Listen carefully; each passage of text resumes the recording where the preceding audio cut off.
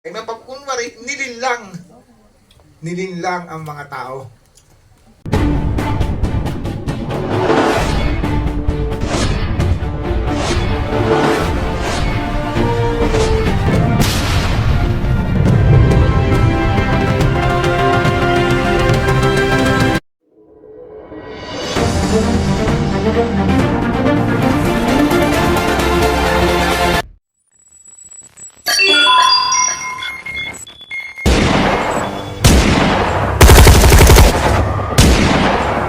Ay mapagkunwari, nilinlang ang mga tao.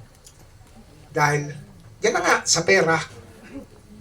Miski kay gumawa ng masama, puro kasama nang gagawin. Ha? Tama ba? Di ba kalimitan? Oh, nagkakaroon ng pera sa kasamaan. Tama ba yun? Tama. Oh, yun. Ngayon, nasabi ko na sa inyo, na binasbasan tayo ng araw, hangin, at tubig. Kaya tayo naging tao. Bakit yun ay binaliwala ng mga tao? Ay doon galing ang ating spiritual. Kaya tayo gumalaw at nabuhay. Ngayon, nilikha ang mga lalaki. Lalaki lang yan. Walang babae. Paano dadami? Wala babae. Wala pa kayo. Una kami. Kaya nga kami pag namatay muli kaming babalik sa putik. Ang spiritual namin hahalo sa hangin at tubig. Kaya hindi nyo makikita. Ano? Yun na istorya. Oh. Nakita niya, naintindihan niya. Oh, detalye. Kaya ang tawag sa akin ni kulto Hindi tayo kaya. Alam natin ang history ng hindi nila nakikitang nangangalaga ng mundo ng may buhay. Lahat yan idikta sa akin ng mga bumubuo nitong mundong to. Ngayon, sa babae naman tayo. Sabihin nyo nga, saan kami galing? Yo! Yo, pag lang kayo nag-aaway, malakas ang bunganga nyo Yo! Oh. Kayo mga kababaihan, inutos ng espiritual na mundo. Ako'y naglikha ng kabundukan. Diyan natin huhugutin sa kabundukan. Tatawagin niyang ina ng kalikasan. Kaya kinikilabutan na tuloy ako. Maano sa akin? Diyan magmumula ang kababaihan.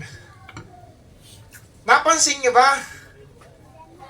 Sa lahat ng itsura ng kabundukan, lalo na Pauls, nasa isang katauhan nyo. Nakita niyo? Pati bundok. Oh, nakita niyo mga kabundukan? Kung tawagin ni Susan Dalaga. Oh, may ama ba ng kalikasan? Ina ng kalikasan. Oh, diyan kayo nagmula. Kaya kayo, pag namatay, white lady kayo sa kabundukan, kaya dyan sa Panaha, puro white lady nakikita ko dyan. Oh, pag dumating ako, wala na. Takbuhan na. Oh, ba't yan ang anak mo? Tutunawin mo kami. Ililigtas ko kayo.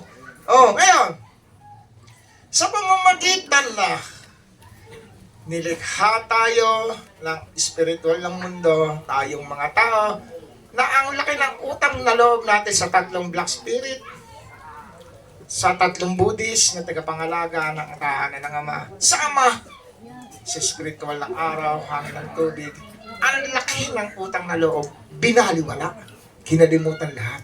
Sino ang kinilala? Diyos. Ang kalaban na naglikha sa atin. Diyos. Si Infinito de Diyos.